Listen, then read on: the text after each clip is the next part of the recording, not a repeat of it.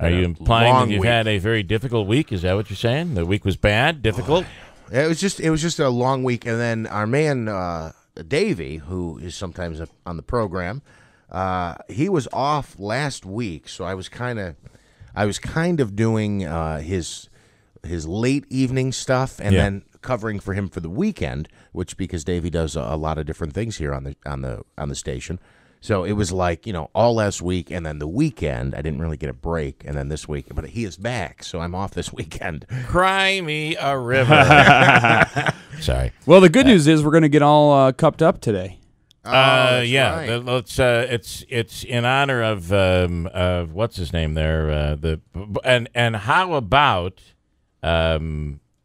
about Michael Phelps? Yesterday, and I actually watched some of the Olympics for the first time. I watched some of it live, and he the one race. I don't know the verbiage that you use for swimming and all that stuff, like strokes and diving and all whatever, butterfly, the breaststroke, all those whatever. Was it the race where they were doing them all? Whatever the race was, on his last leg. Of the 100, so you're over and then back. Yeah. He took off, and here he is, 36 years old, older than most of everybody out there, and he ended up with a huge win. It was it's incredible. The man is the greatest swimmer ever. So I believe this was actually the 200-meter individual medley, unless he blew them out in another race that I didn't see. But I watched last night. I think it was the 200-meter because it was the last. What would you say? The last leg of the 200-meter, he just took off. He won by a full 2 seconds or better. 4 seconds. I thought he was up by unbelievable. 60 seconds. He won by 60 seconds. He won by. It was incredible. He was showering off in the locker room before everybody else. He literally touched the wall and took his goggles off. Yeah. They were still trying to swim. No, they were just diving in. It was incredible. Yeah, wow, how impressive. It's unbelievable. And Ryan Lochte, who's finished in this particular event, I believe Lochte finished the last 3 Olympics second, third, second. So it was Phelps, Lochte, and then Phelps was third. He came in like fifth or something. Yeah, listen, if you're I've never really liked this Lochte. He's from Rochester, by the way. Is he? I did not know that. I don't know where he gets his hair dyed. I've never been a big fan because if you remember, he's a bit bothered that Phelps is getting all the attention. If you remember the last Olympics that came up, this time he made a statement. If you're familiar with his type of statements, he made a statement yesterday during an interview, and he talked about being in the shadow of Michael Phelps. And here's what he had to say about that. And it's more humble than he was back in 2012, but it's still, I have a problem with it.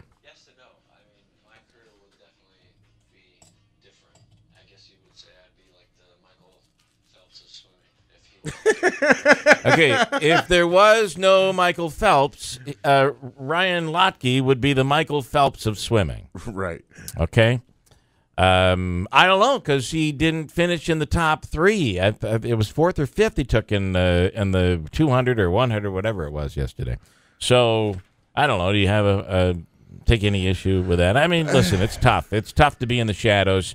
If Michael Phelps wasn't around, he might be one of the big stories, but he really has been the story. It's this rivalry they built. Yeah. NBC did a nice job of building this rivalry as if Lochte was going to lose to Phelps, and he has in previous races, both in Olympics and also in the world competition. But I think I wouldn't even go there. Although that's probably the question that he was asked. It probably was. I saw an interview with Phelps yesterday where he talked about that they push each other, and I guess it's not like they are. It's rivals. Not like Magic and Bird. It's not like Magic and Bird. They do have some kind of a relationship. Yeah. So the other thing is, I think that Lochte, goes out and gets the goggles for Phelps and pats him down with a towel when Phelps gets out of the water. Stuff like that. So did you see any of the female swimming last night? I did, and we did very well there. We did, and there was actually Simone Biles, of course, in gymnastics. She is like Nadia Comaneci good. Yeah. I mean, this girl is unbelievable.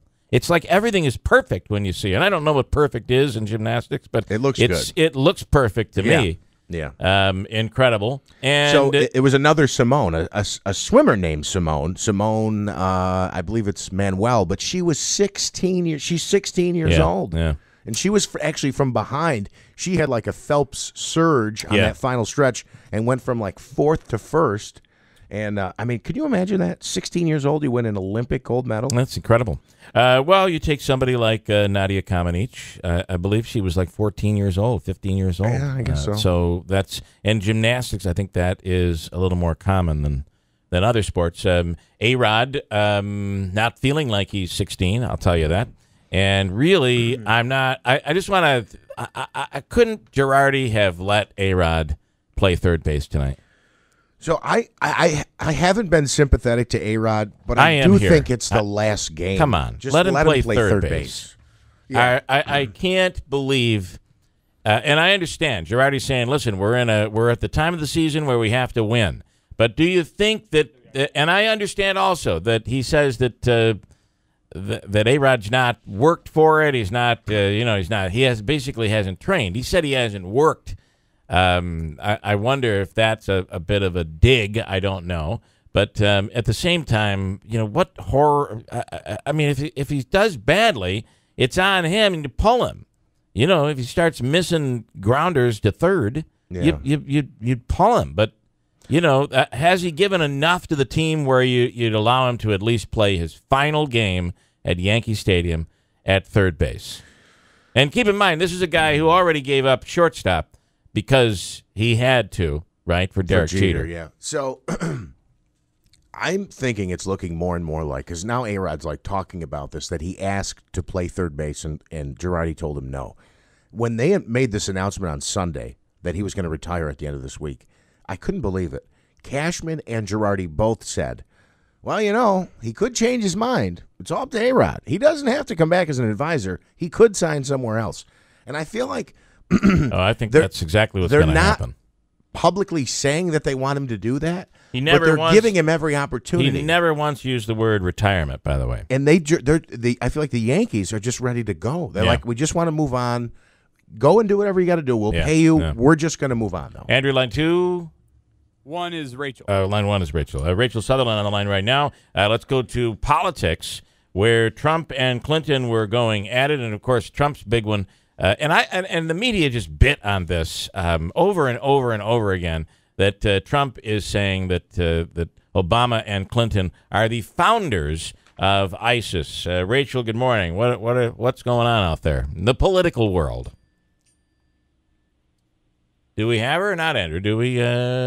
Maybe this has to be hit like this. Oh, yeah. I'm sorry. Yeah, they gotta set this stuff up. Hi, Rachel. So Trump says Obama and Hillary are the founders of ISIS. Oh, yes, he is definitely sticking to his guns on that. He has said that a couple of times now and in different venues, saying that because of the decision to come out or pull out of Iraq, it left a vacuum that allowed ISIS to spring up. Now, a lot of people could probably objectively look at that and say, yeah, that makes sense, but it's going just one step further to say that they actually co-founded the group.